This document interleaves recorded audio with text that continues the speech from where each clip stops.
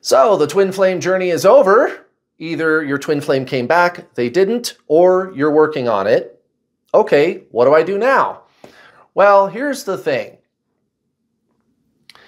Not only do you have much better things to do than chase this person around, if you don't chase this person around and focus on cultivating yourself as a spiritual being, your twin flame comes back. And that's what I tell people tirelessly on this channel. For example, cultivating intuition, understanding intuition, right? Or meditating and just not worrying about your twin flame. That's what's going to make them come back anyway. And that's kind of what this video series is about. So building a better life for yourself, learning to make money, learning to work with your spiritual gifts, which is always what happens after you meet your twin flame, after the fallout, after the dust settles, after the obsessive thinking and the desperation. That stuff goes away, guys. So if you're new to this channel and you're not really sure what I'm talking about, that's basically it in a nutshell. You don't need to do anything about your twin flame. That's the whole problem. And that's what I tell people every day. So if you focus on cultivating yourself as a spiritual master and don't worry about the person, that's what makes them come back anyway. Your twin flame is your soul. You are a soul. Do soul stuff. And we're going to start talking about soul stuff right now, my friends. So there's going to be kind of two videos that I'm going to present to you today and then next week also about intuition. And guys, intuition, this is a really big one, you guys. This is really, really huge because intuition is 100% reliable and you can actually cultivate it. You can actually cause yourself to experience more and more of that. And every single one of you watching, if you really met your twin flame, you've already had it. You've already experienced intuition. You're already, a doorway is being opened for you to have insight in literally into the future. Like being able to see future events. And I'm not talking about telepathy. And I'm not even talking about stuff that's going to happen with you and your twin flame. Again, it's the mind that is so heavily focused on the outcome with this person. And that's exactly what makes them run. You got to let that go. And instead, focus on some other goals or something like starting a business or finding your dream job or whatever it is. And guys, intuition is such a handy tool. When you know how to use it, and when you, on purpose, start to work with it. So I'm going to start talking about that today and next week. So today's video is about how to understand it. So there's really kind of two prongs in this video. The first one is, how would I know I was experiencing intuition if I was? And the second one is, what does it mean? Like, how do I interpret intuition when I get it? And to understand if you are experiencing intuition, the first talking point, we have to set some very clear guidelines. I want to take out all the guesswork. And you know how outspoken I am about the helpful handymen on the internet. Great people. Just like this one time I hired a handyman to do some work around my house. The nicest guy ever, man. Super nice guy. Honest. You know, when I saw him get down to work, I could tell that he really wanted to do a good job, but he was so inexperienced, he didn't have any idea what he was doing, and he broke stuff, right? Great guy, but he didn't know what he was doing. So the helpful handyman on the internet, the number one thing that people do online when it comes to the topic of spiritualism is to confuse emotional experiences with spiritual ones. Emotions are not spiritual. Full stop. They are mental. And there's nothing wrong with emotions. Emotions are fun.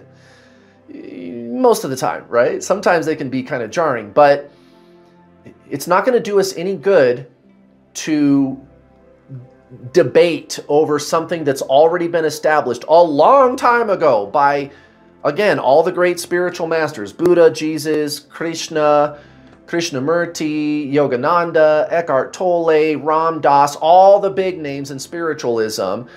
They're not going to debate about the obvious. Spiritual is consciousness. It is a life force, and that's what you need to understand about intuition. It's a higher intelligence that is communicating with you on a much higher plane of reality than the mental emotional plane which we mortals exist upon.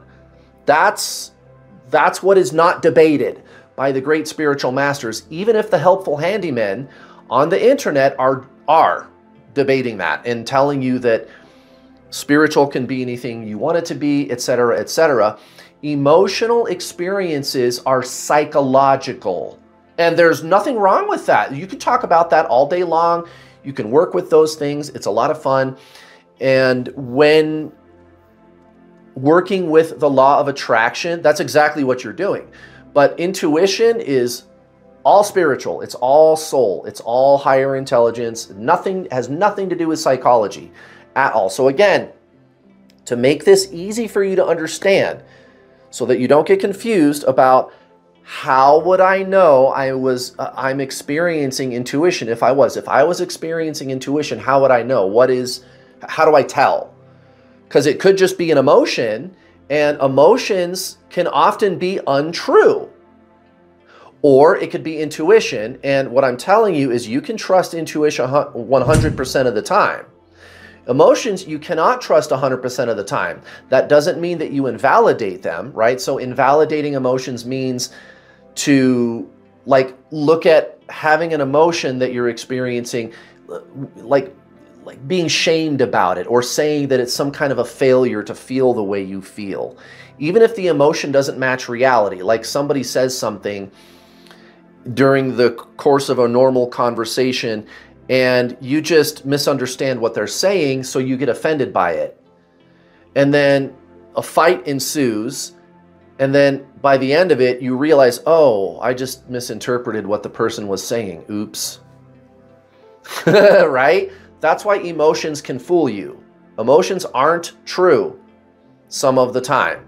That doesn't mean you're bad for experiencing emotions. That's why that's what it means to not invalidate your emotions. Totally fine to have emotions, but they can be incorrect, guys.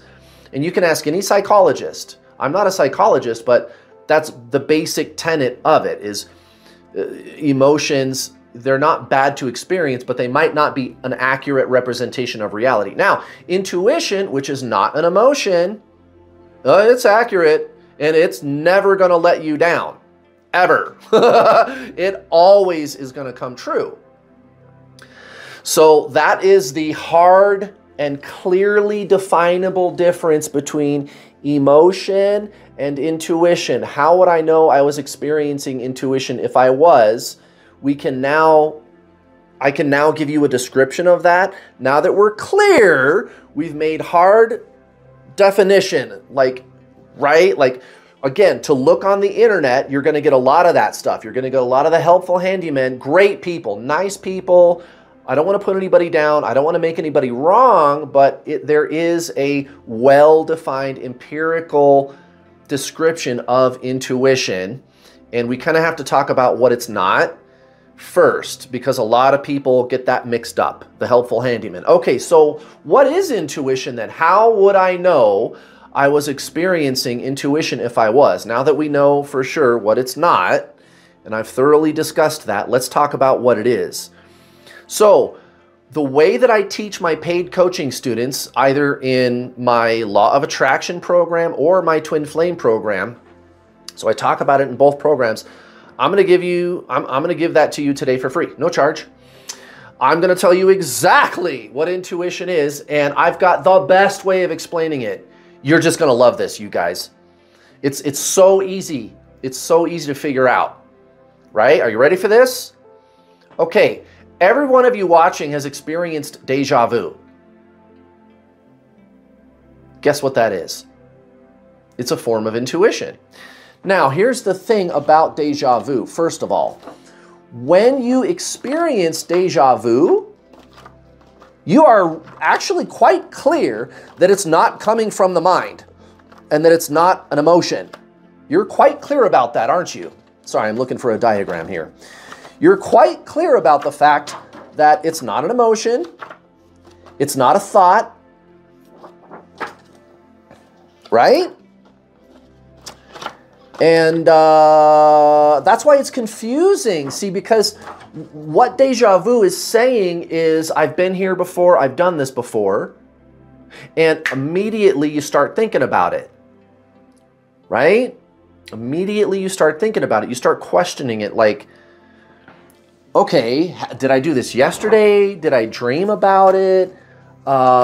Maybe I did this last week. I mean, there's could be all kinds of, or you're going to be thinking, oh, this is deja vu, right? And why it is that you're being told you've done this before, I will explain that. So just stick with me here. We're going to get to all the things. You guys know how I roll. When I make videos, I tend to make sure to discuss every single thing I can think of that's pertinent. I want to give you guys a full and complete understanding of all this stuff. That's why I even spent 10 minutes doing some setup in this video today. I try to give you guys something really valuable and leave no stone unturned. But anyway, what's happening when you experience deja vu is that there are two things going on. There's the deja vu, which is this weird, eerie knowing that you've done this before, and there is thinking about it, right? You're thinking about it. So there's thinking and there's deja vu. So let's just pause here and let's just contemplate that for a second. Think about the times that you've experienced deja vu. This is really important, guys. I just got deja vu. Ironic. Okay, anyway. Think about the times that you've experienced deja vu. And I want you to really pause and think about it. Think about what's going on inside. Because there are two things going on. And let me explain to you something that'll kind of make it more clear. You are not thinking. Remember the basic tenet of spiritualism. Spiritualism 101, right? Body, mind, soul, right? So the body, we're pretty clear about that. The mind is thinking and emotion. Chakras too, metaphysical energy, right? The memory storage also, which we call the ego personality. It's this energy cloud. You could call it an aura. People like that see auras, aura seers, that's basically what they're looking at. They're looking at your memories, right? Your retained thought and emotional patterns that you've been accumulating since you were a child, right? The personality, the ego mind, right? The id, right? And that's what most people on earth believe themselves to be. Like, who are you beyond the body? And you might say, well, I'm a soul, right? And we'll get to that in a second. But what is it in contrast that we usually do all the time, every day, right? Well, we believe we are thinking. So when even the colloquialism of describing the experience of deja vu, a few minutes ago I said, okay, so there's the deja vu and you're thinking about it. Wait, that's what I'm telling you. You are not thinking about it. Remember, it's body, mind, and soul. So if thinking is going on, are you thinking? If you're the soul, so what is the soul? Consciousness. It's the awareness of thought. And that's really kind of where deja vu is coming from. That's how you're able to pick up on that stuff. So consciousness is not thought. It's not emotion. And we really just kind of talked about that. And again, where am I even getting this information from? Well, my own personal experience, but the first time I ever started learning about this stuff, like 30 years ago, it was from Eckhart Tolle. And then I found out there's also, of course, Buddha and Ram Dass and Paramahansa Yogananda and all the big names in spiritualism. They're going to tell you the same thing. Consciousness is not thought. It's not the mind. It's the soul, basically. The soul, it's like 99% consciousness, and then there's like a little bit of structure, just a little bit. But there is some, right? Okay. So there's thinking and emotions going on. So I'm talking about basic spiritualism right now. We're kind of setting intuition aside for a second so that I can make this point, and then we'll come back to it. So what is the soul? What is consciousness? So body, mind, soul. What's the soul? Well, if there's thinking and emotion going on, have you ever said to yourself, why am I thinking this? Why am I feeling these emotions? Why do I feel this way, right? Right, but who's asking? Like, how is it that there is awareness and thinking? Because you are aware of thinking and emotion, but what's the awareness? Right, that's the soul, guys. Almost all consciousness, the soul. I even made a video about that called, I think I called it How the Soul Works, or something like that. I'll link it down below for you. But so the real you, again, who are you beyond the body? Well, again, most people believe themselves to be this person, right? Personality, an identity, the ego mind, the thinker. We humans tend to believe that we are thinking, but we are not thinking. What you really are is beyond the thinker. That's like a little separate illusion, right? The little me. I think I got that from Anna Brown. You guys know Anna Brown? I've got her. If you want to go check her out, she is part of the channels menu on my YouTube channel here. Just go to the channels menu. She's one of the spiritual teachers that I have on there. And she's great because she sticks to the basics of spiritualism. That's everything she does.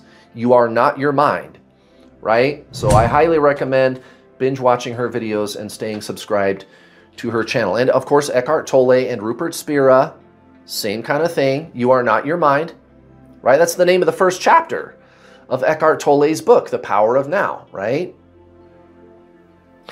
So cultivating that sense of self as consciousness, not the thinker, is huge in not only understanding intuition, but cultivating intuition too, which we're going to talk about next week, how to cultivate it. So back to the experience of deja vu. So now this is going to make more sense to you, right? Because we just addressed another key point that plays into this whole thing. What is the soul? Who am I beyond the mind? Intuition is coming from the soul, right? So we got to kind of talk about it. We just did. All right. So when deja vu is taking place, there's the knowing, the weird, eerie knowing. I've done this before, right? But the second you start thinking about, I've done this before, this is deja vu, notice that's not really you. You are the deja vu. It's coming from your higher self, right? The soul, which is beyond the body. So my diagram here, this is showing you, this is your higher self in what people commonly refer to as heaven or the afterlife, which is really the before life. You could call it the energy part of the universe.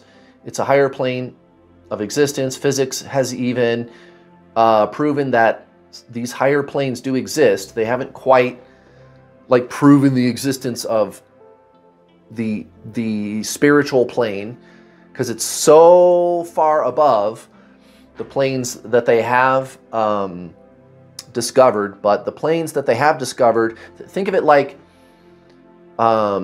dimensionally, like there's lower and higher planes, and it keeps going higher and higher the further up you go. But they have, with the Large Hadron Super Collider, they have proven the existence of like the Higgs field and the electron field and stuff like that. So they know that those dimensions do exist. They just haven't gone as high up as this is, right? And I don't know if they ever will, at least in our lifetimes. But theoretically, even to a scientist, those higher planes exist. So this is real science. Yes, there is a place that you go when you do the thing that we call die. Yes, that is true. Okay, and all of these, of course, are like, here's some of your past lives. Technically could be a future life. This is you and your twin flame, for example, right? You are simultaneous incarnations of the same soul. Now, when you do the thing that we call die, you go back up here, and when you reincarnate, you can go back here if you want, into the past, or what we call the past, or into the future, right? Okay. Little bit different, this diagram. So, this diagram is showing you points in time that you experience in this incarnation, right? Now, here's the thing about both of these diagrams. From the perspective of the higher self on this higher plane that people commonly refer to as heaven, right? From its perspective, all of these incarnations are happening simultaneously. Same here. From the point of view of your higher self, the actual soul in heaven, the energy part of the universe, all of these points in time are happening simultaneously. And why is that? Well, because time is relative. So people often say time doesn't exist, and I've even said that in passing a couple of times. But a more accurate answer is, well, it's relative. Does time exist? Yes and no. It depends on what perspective you are viewing the universe from. And that's exactly what Albert Einstein was trying to say. A lot of people, they like the quick answer. It's either all the way this or it's all the way that. It's either time exists or it doesn't exist. And it's got to be one or the other. And you can't tell me that it's both. Well, it is both. And that's exactly what physics has been able to prove out ever since Albert Einstein published his paper on relativity. So from this point of view, all of these points in time are happening simultaneously. Okay, but when you, the mortal human, are down here, you experience them in linear fashion, or at least what seems to be linear fashion. And here's another interesting offshoot conversation. What then is you? What is that? How do you define that? And again, it depends on what part of the whole, W-H-O-L-E, what part of the whole are we looking at? Because if you're talking about this, you really are that, this higher self. But right now, you experience yourself as this physical form down here, don't you? So which is it? Well, it depends. When you're incarnated in a physical body, definitely this, but this is still here. And so when you do the thing that we call die, it's all this. And here's another interesting thing that'll cook your noodle. Also, another way of defining who you are is actually all of these things all at once. So you quite literally are all of your past lives and future lives and the higher self and this life and your twin flame all at the same time. This whole entire diagram is one thing. It's one being.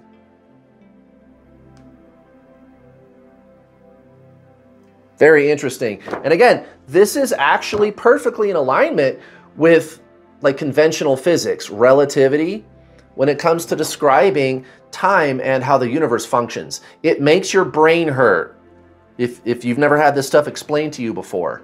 But this is real science. This is how time really works in conjunction with higher and lower planes. Okay, so when you experience deja vu, first of all, you're experiencing the true self, and you are experiencing something that you literally have done before. So here you are today having deja vu, and you're going, why do I feel like I've done this before? Which is actually not you, because that's the mind. That's thinking. Not bad, not a bad thing. It's not wrong or bad to do that. I'm just saying that's what that is, right? That's the ego. That's the separate self. Often it's referred to as the separate self. That's really where the word separation came from, by the way. I made a video about that. It's linked down below for you. What those words really mean. Union, separation, right? They're states of consciousness. They're not a relationship status with your twin flame. But if it was true that you experienced this moment already, then that would mean that 4 months ago, some way, somehow, you knew it was going to happen, for example, right? at least from a higher level, and that's true. And whatever you're going to be doing, let's say that the deja vu happens next week instead of today, right? Which means you don't know that it's going to happen next week, but let's just say hypothetically that it does. That means where you are today, well, whatever you're doing next week, you've already done it. And some people, they really don't like to hear this because what it's saying, or what it seems to say, is that you don't have any free will. And that's not true. You do have free will, but again, it's both. The ego, because it's duality, it likes like hard black and white answers. It has to be either all the way this or all the way that. It can't be both. And that's the thing about physics that is so strange to people when they learn about how physics really works, is you often find that, yeah, it is both. There's always this dichotomy all the time in physics. And spiritualism has always been like this too. Same thing. So you do have a choice, and I'm even going to give you an example because I've received deja vu, or I'm sorry, intuition, where, you know, like I was told this thing is going to happen, and then before the thing showed up, I was like, I don't know if I want to do that. And so then I got another intuitive hit that said, oh, okay, it's not going to happen now. Well, how can both be true? Well, how both can be true is the opportunity for that thing comes, and I could go ahead and do it. I could go through with it, whatever the interaction was, the event was supposed to be when the opportunity shows up. Or I could say, nah. Like, you know, maybe some old friend from the past comes along and they want to hang out.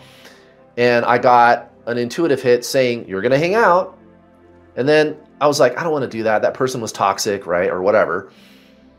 And then I get another intuitive hit that says, okay, you're never going to see them again. So which is it? Well, both could be true, because when the person, maybe they look up my phone number and they send me a text, maybe I just don't answer, which some people would say isn't very nice, but if it's a toxic person, then, you know, just don't answer, right? Or I could answer and we could go hang out. But after I received the intuitive hit saying, yeah, you're going to hang out, that's when I started thinking about it, and I was like, eh. And then I got another intuitive hit saying, okay, you're never going to see them again. So I'm going to get to choose when the opportunity arrives. What that's telling me is the opportunity will arrive. So the thing with intuition is it does feel just like deja vu. And again, to make sure that we're not confusing intuition with emotion, I'm using deja vu as a teaching tool. It feels just like deja vu, intuition. It's this weird, eerie knowing. And again, there's the knowing and there's thinking and possibly even emotion about it, right? You feel an emotion about the knowing. So there's two things going on because it's coming from two places. One of them is the mind, which ultimately isn't really you. That's the basic tenet of spiritualism, real spiritualism. Again, even according to the great spiritual masters, that's what they're going to tell you. Emotion isn't bad, but it's not spiritual. Spiritual is consciousness, awareness. That's it, right? So there's thinking about the knowing. And the knowing is spiritual. It's this knowing. It's this awareness. I know. It's a knowing. So intuition, when you have intuition, when that happens, that's how you can tell. It feels like deja vu, just like it. The difference is the information is different. So with deja vu, the information is telling you, you've done this before, and you have. And again, we just talked about how it doesn't really violate free will because all of these future possibilities already exist. It's like you get to choose. You're being given all of these choices about possible outcomes in the future. And that's kind of where, like, the divine intelligence or even your higher self has some say-so. That's kind of like destiny. So you're given all of these choices, and these are all things that you might actually want to do. You're not being forced to do something that you really don't want to do. These are all things that you would want to do. So it's not bad that there is some form of destiny there, right? But at the same time, there's free will because you get to pick whether you're actually going to do any of this stuff or not. You can say no to any of it. You can. So with intuition, the information, instead of I've done this before, like with deja vu, the information that it's telling you is something about the future usually, or something that's true for you, or something about another person. It's usually one of those three things. You could write that down. Something about the future, something that's true for you, or something about another person. With deja vu, it's you've done this before. I've been here before, because you have. And to be honest with you, I actually have this hypothesis about deja vu that it's like a timeline shift, because I notice every time I change my decisions about where I want to go in life, in the weeks and months that follow, I start getting blown up with deja vu. That happens a lot. It's only when I like change my mind about what I'm going to do with my life. And I've been kind of doing that a lot lately, just over the last like 2 or 3 years, and I've noticed this pattern. So I think it has something to do with like a timeline shift, deja vu. And I've run this past other people. Like, for example, my coach that assists me with my coaching programs, you know, Brittany, she does the tarot readings on the weekends. The second I said that to her, she was like, yes, that makes so much sense. That's got to be it. You know, she got all excited about it. And it does actually kind of make a lot of sense. So deja vu, I'm still a little bit undecided about exactly what it means and why that happens. It could just be your soul, your higher self is telling you, hey, you're good. Hi, I'm here. You know, and it's telling you you've done this before because you have, right? So it has something to do, I think, with where you're at in your life and if you're doing maybe what you should be doing. Again, the higher self and God, the universe, is going to give you lots of options. Don't worry about it. Yeah, there's only certain options. There could be thousands of them, though. And again, some people, the ego, it doesn't like to hear that. It wants to believe that it is completely free. And remember, you're part of the whole. You're part of this higher intelligent being called God, the universe. And it has things it wants to do too. And you are one of its fingers. So there's that too, guys. It's not all just one-sided. But you get free will too. But you get to choose from things that you want to pick. So intuition, again, when you're experiencing it, like how would I know I was experiencing intuition if I was? Well, again,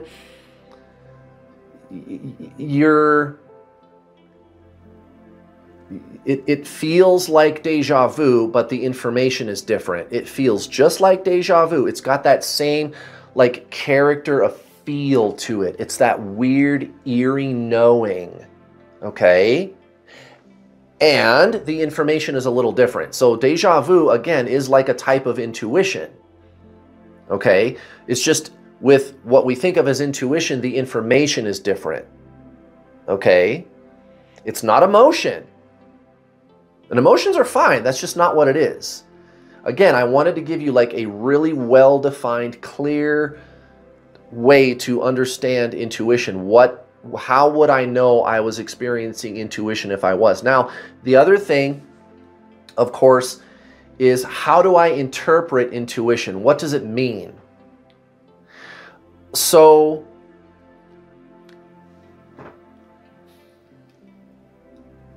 here's what I tell people to do. Keep a journal.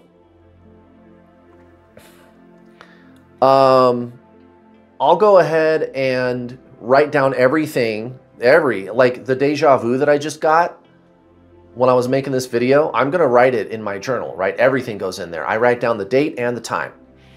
And another thing that I write in my journal is going to be like when I notice like maybe like a big increase in like number synchronicities or other kind of life event synchronicities. So whenever there's some kind of like obvious, I'm being communicated to by the higher divine intelligence that we call, you know, the all or God or the universe or whatever you want to call it, right? It's communicating with you, it's interacting with you. That's why you get those synchronicities.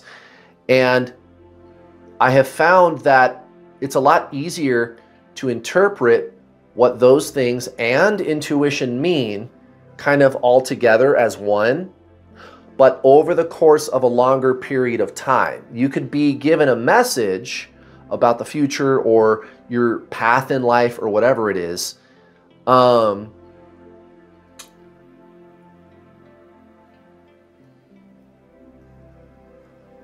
But for you to interpret that message could take a while. See, the universe, God, I like to call it the all, right? Is so big, is so massive. Just to communicate one sentence to you could take a year. Because you're a tiny little speck on this tiny little speck of a planet, circling a tiny speck galaxy in a gigantic universe. And the universe is so gigantic that it's busy and it has, I don't want to get too technical. There's an actual science-based reason for it. It's called the Heisenberg uncertainty principle, which actually also explains free will a little bit. I'm not going to get into it. But the Heisenberg uncertainty principle is something from quantum physics about how you can know some information but not another piece of information at the same time when observing particles. But without getting into that, just understand that because of the size of God, the universe, if it wants to communicate one thing to you, it could take a long time. So this is why journaling is such a great idea, and you should definitely do it, right? And again, I write down the date and the time that all of these things are happening. Also, if I'm getting lots of number synchronicities or like event synchronicities, like synchronistic events, I might make a mental note of it and then wait a week and then write it down, because usually those come in waves. Like you'll get a whole bunch of them over the course of a week, and it's just easier for me to just kind of write down, hey, I got a whole bunch of these things this 1 week. And then each intuitive hit or each deja vu hit that I get, each one of those gets written down too. And again, I notice like certain patterns, and then I'll go back and I'll read my journal and kind of connect the dots. I'll see kind of how my life is evolving and things that I'm doing in my life kind of interact with those types of events. And I found that it actually really helps to understand what the intuition is saying when I get intuitive hits, when I receive intuitive hits, and even deja vu, right? So I keep track of all this stuff, because when you get an intuitive hit, it has information with it. But did you ever notice, like if you keep track of like say you get an intuitive hit, you write it down the way you think, like what you think it meant, right? So you write that down, and then like a year later, after whatever it was telling you, hey, this thing is going to happen in the future, when that thing finally happens, you look back at what you wrote about it when you got the intuitive hit, and you go, oh, that was actually a little bit different than what really happened. Do you ever notice that? It was like you were close, though. And that's kind of the way it goes with understanding intuition. So whenever you get an intuitive hit, write it down right away. A handy trick that I like to do is I'll hop on my cell phone and I'll send myself an email, right? I'll get in my email and send myself an email so I don't forget. And I'll just try to describe it the best that I can, because what you're trying to do is translate information from one language to another. And the problem with translating between these two languages is one of the languages is not based in duality. The other one is. So words and concepts are duality, and that's not a bad thing. That's just what they are. But they're less perfect. You could write like a lot more stuff and say a lot less than you could with an intuitive hit. And any of you that have experienced like a really strong intuitive hit, like I've had several where it like overtakes you and you're like, whoa, oh my God, oh. Right? Like a really powerful one. And I've had really faint ones, and I've had kind of everything in between too. But you could write several paragraphs about what you think the intuition was saying, and then go back a year later and go, well, I was close. So like I said, just kind of write it down the best that you can. And another thing that I like to do is, again, every day, my daily spiritual practice, I meditate, and then I'll like review some of the things in my journal. I'll go back and read old stuff, and I'll contemplate it. I'll kind of feel into my heart space. We're going to talk about that next week, how to cultivate intuition.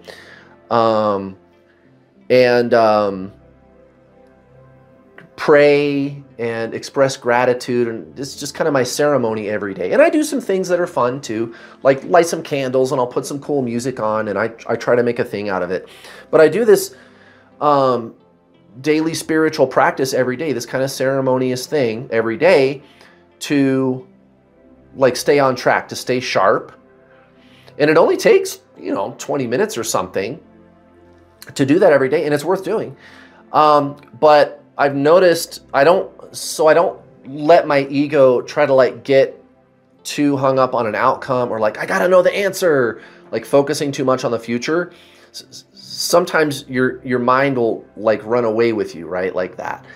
So instead, I just kind of review it and let my mortal and conceptual understanding of the intuition evolve over time. Okay, so again, when I get an intuitive hit, I just write it down the best that I can. Here's what I think it was saying. And every day I'll review it in conjunction with all of these other experiences that I'm having. And to stay organized, I keep a journal and I write down the date and time for everything. And then every day I review it. I'll go back a year or two and I'll review stuff. When I started my faith journal, I actually, I went all the way back to like childhood. Like the first intuitive hit that I ever had was when I was like 5 or something, 5 or 6. And I made like a record of everything that I could think of up to the point that I was writing the journal, which was like, I think I started mine maybe 3 years ago. So I kind of made a record of everything from the past. And it took me a couple of days to write it all down. And I just keep track of it that way, you guys. I think you kind of get where I'm going with this, like how to understand intuition, how to make sense of it. And guys, again, you can trust it 100% of the time. If you get intuitive hits, it's going to happen no matter what. Now, again, it might not be what the ego wants it to be. That's why I'm telling you to take your time trying to understand it and interpret it. Because again, when you write it down, again, you're writing it down the best that you know how. Like I said, just write it down what you think it means. But a year or two later, you might look back at that and go, oh, that's what it was. It'll be a little different oftentimes. Sometimes it'll be spot on, right? Sometimes you'll hit the nail right on the head, right? The original time that you wrote it down. But a lot of the time, the ego kind of puts its own wants and desires onto it. So just be careful with that one. That's why I'm telling you to write it down, put it in order, and review it often and compare it to other life experiences, synchronicities, and how things are going in your life, how you're walking your path in your life, and how all 4 of those things kind of seem to work together. Okay, so I hope that makes sense. I hope you found this video helpful. I love you guys. I'll be back next week. I'll see you then. Bye.